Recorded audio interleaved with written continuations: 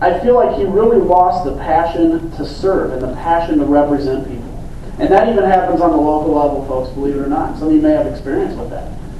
But the very basic philosophy of somebody in government is to be a representative of the people that he or she is put there to represent. To be an employee to those people. Not an employer, not something special and aloof, but an employee of that district. So I ran, and I won. I won a position on the McLean County Board. I did a 4-year term. I had a competitive primary and general election, won that for re-election, and did a 5.5-year term on the county board altogether.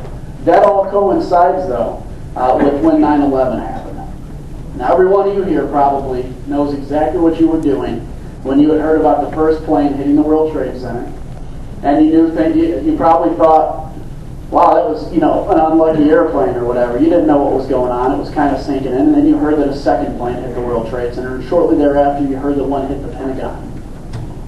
The second you heard that, you knew something was up.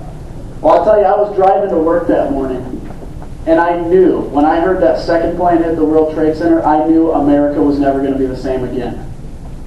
I knew that we were facing basically another Pearl Harbor that we've never faced in my lifetime, and I knew this was never that America was going to change. But I'll tell you what I underestimated in my life is how much that would impact me, and how much I would never be the same. So I continued my job, and just a few weeks later, I remember thinking, you know what? I got to do this. I got to go fight and defend my country on the outside because we've got to fight these terrorists. And so in October of 2001, I joined the United States Air Force.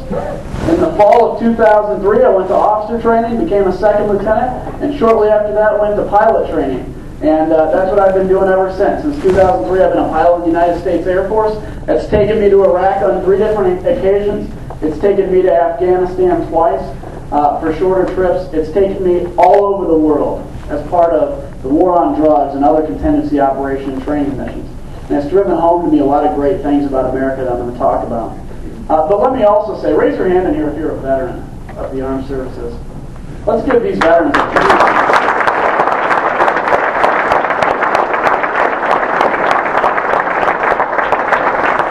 These veterans that are sitting here are the reason that we can sit here and discuss these issues. The reason that somebody can call themselves a Democrat or Republican, a liberal or conservative, independent, however you label yourself, and we can get together in a room, get along, discuss these issues, go home and call each other friends at the end of the night. That's why. And that's what's amazing. So thank you, by the way. But I was flying my airplane one day, and I was talking to my co-pilot, and we were kind of going back and forth about state of affairs.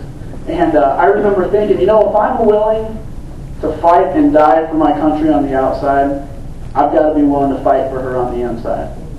Ladies and gentlemen,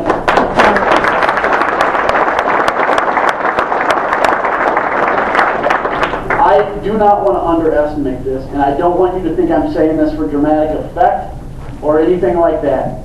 I literally believe that America is at a crossroads today, and we're about to make a decision on which way do we want this country to go.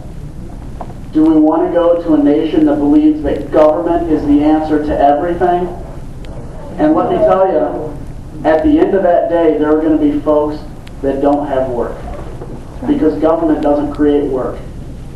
Or are we going to go back to being a country that believes in the values and the freedom of America, and that believes that America is going to get back to work by allowing the entrepreneur to be an entrepreneur?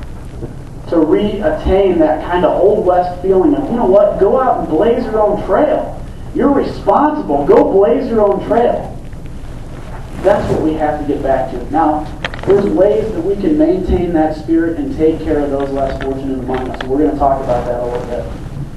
But I decided at that point, I got to run for the United States Congress. Debbie Halverson, when she got into office, she ran as a conservative Democrat. Many of you in here probably voted for her. Many of you remember her saying, I'm going to be a conservative, I'm going to stand here, I'm pro-small business, I'm going to always listen to you, I'm going to be accessible. That's District Debbie. That's what District Debbie is going to come and tell you when she's asking for your vote to send her back there. But let me tell you about DC Debbie. District Debbie says, I'm a conservative Democrat, or maybe a moderate. DC Debbie has voted 93% of the time with Nancy Pelosi. Ladies and gentlemen, I don't think Nancy Pelosi would represent the 11th Congressional District very well, do you?